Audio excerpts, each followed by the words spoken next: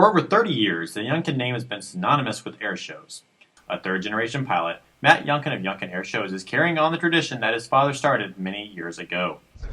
Yeah, I grew up in aviation. Third-generation pilot. My grandpa and both of his brothers were aviators. Grandpa's still here. He is still flying just about every day of the week. My dad was a pilot, airshow pilot. He flew this act for 15 years before he passed away. And I learned to fly when I was 14. Airplanes, they're all I've ever known and all I've ever wanted to know. And so continuing his legacy in this Twin Beach has been a real privilege. In 1989, Bobby Younkin found a Twin Beach 18 and modified it for Airshows. The rest, as they say, is history. From that point on, Twin Beach became a staple act of Younkin Airshows, with Bobby performing amazing daytime performances in the aircraft for many years.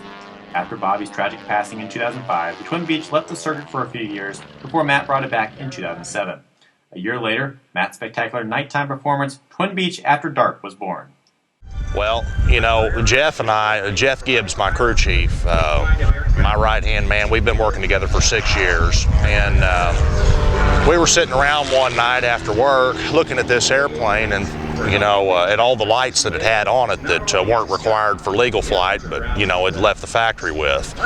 And we got to thinking, if we just fixed all the lights that this airplane had, when it was new and made sure they all work again, we'd be well on our way to doing a night show. Anyway, long story short, we've got 50 externally visible lights on the airplane. The top of it glows in the dark, the bottom of it twinkles, and we've got lights that catch the smoke and lights that look forward, lights in the engine nacelles. We have a light that lights up the nose art as well. So it's definitely a huge contrast.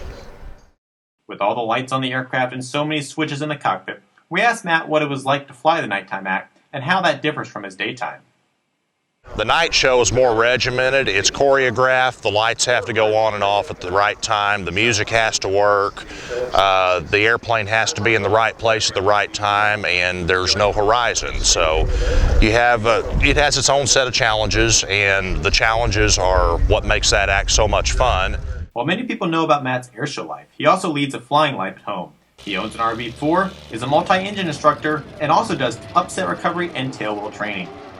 Well, I fly all the time. I have an RV4, and of course we've got the mystery ship and a lot of the other airplanes that are in the museum that are family owned, and I'll do flight instruction. I never miss an opportunity to get in an airplane and go flying. This airplane really doesn't fly during the off season because it takes from the time we land after our last show till about 2 weeks before the first show of the next year to do all the maintenance on it. We take the engines off and send them back to Tulsa to have a IRAN or inspection done on them.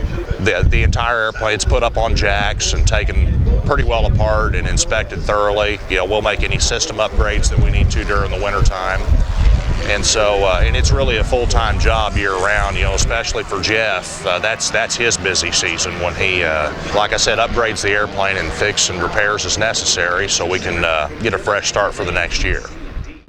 The amazing nighttime performances and the innovation Matt has made in the airshow industry by introducing Twin Beach After Dark was influential in Matt being awarded the Bill Barber Award for Showmanship in 2012. Receiving the Bill Barber Award last year was a dream come true and an honor I never thought would be bestowed on me.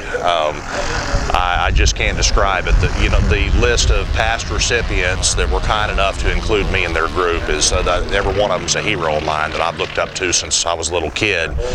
And the fact that my dad won it in 2004 just makes it extra special. So, like I said, it's definitely an honor. Each year in the United States, there's always one airshow that sticks out as being the world's greatest aviation celebration. That show is EAA AirVenture Oshkosh in Oshkosh, Wisconsin. For the people who attend and the performers who fly in the show, it's a very meaningful show for many reasons. Oshkosh is aviation mecca. It's someplace that anybody that's interested in airplanes needs to go experience at least once in their lifetime. And it doesn't matter what facet of aviation you're interested in or what type of airplane you're a fan of, you can bet there's going to be at least 10 examples of whatever that is here at Oshkosh. It's a dream come true to actually be able to perform here.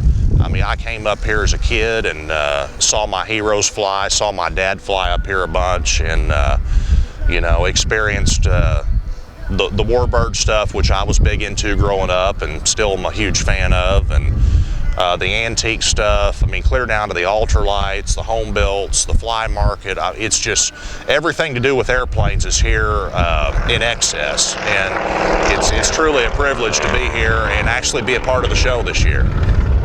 For more information on Matt Younkin, you can visit his website at youngkinair.com, and be sure to check out AirshowStuff.com for photos and videos of his performances.